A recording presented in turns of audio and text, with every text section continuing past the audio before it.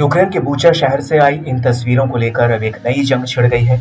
दिल दहला देने वाली इन तस्वीरों को लेकर यूक्रेन ने अब तक का सबसे बड़ा आरोप रूस पर लगाया है।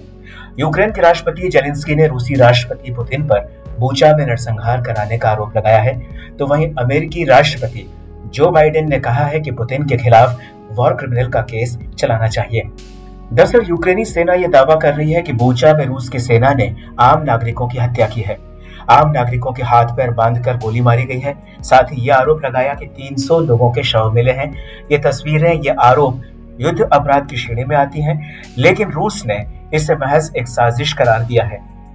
आइए पहले आपको बताते हैं कि आखिर क्या होता है युद्ध अपराध, आखिर क्या होता है जेनेवा कन्वेंशन, आखिर क्या होते हैं युद्ध के नियम।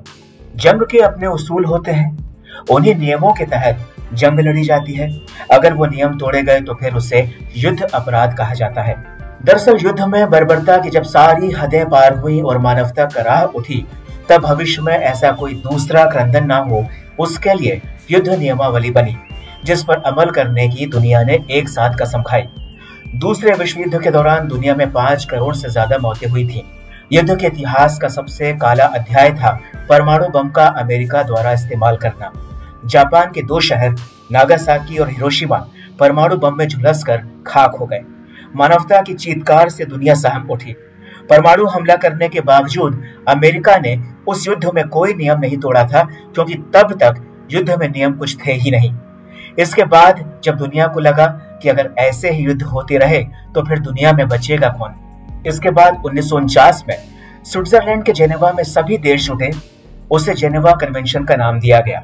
एकजुट नेताओं ने युद्ध को लेकर नियम बनाए। जेनेवा कन्वेंशन में युद्ध के तरीकों और हमलों के तरीकों पर नियम बने। जंग में कहां बम गिराए जाएंगे और कहां नहीं, ये तय हुआ।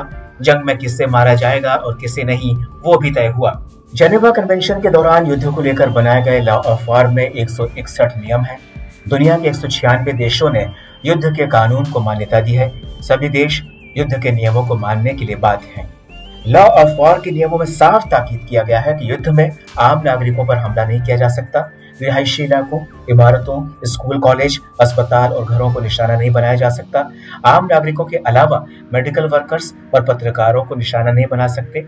साथ ही ये भी कहा गया कि कोई देश आम नागरिकों का शील्ड के तौर पर इस्तेमाल नहीं कर सकता और उन्हें युद्ध क्षेत्र से निकलने से रोक नहीं सकता।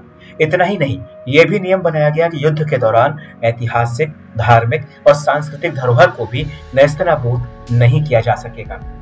अब आपको बताते हैं कि वॉर प्रिजनर यानी युद्धबंदी के साथ कैसा सलूक हो, इस बारे में भी जेनेवा कन्वेंशन में बात हुई, नियम बने। लॉ ऑफ वॉर कहता है कि जेनेवा कन्वेंशन के मुताबिक अगर युद्ध के दौरान कोई सैनिक या प्लाटून सरेंडर करती है तो उनके साथ बुरा बर्ताव नहीं किया जाएगा, उन्हें यातना नहीं दी जाएगी, बल्कि उनके साथ मानवीय व्यवहार किया जाएगा। अगर कोई भी देश जेनेवा कन्वेंशन में बने नियमों का उल्लंघन करता है तो उसे युद्ध अपराध माना जाएगा। युद्ध अपराध करने वाले देश के खिलाफ इंटरनेशनल क्रिमिनल कोर्ट में मुकदमा चलाया जाएगा। ऐसे में जेलेंस्की और बाइडेन लगातार बूचा के कथित नरसंहार की तस्वीरें दिखाकर रूस को युद्ध अपराधी बताने में जुटे हुए हैं, जबकि रूस उन वीडियोस को प्रोपेगेंडा बता रहा है। भारत ने भी बूचा नरसंहार की एक स्वतंत्र जांच की मांग की है ताकि सच का पता चल सके।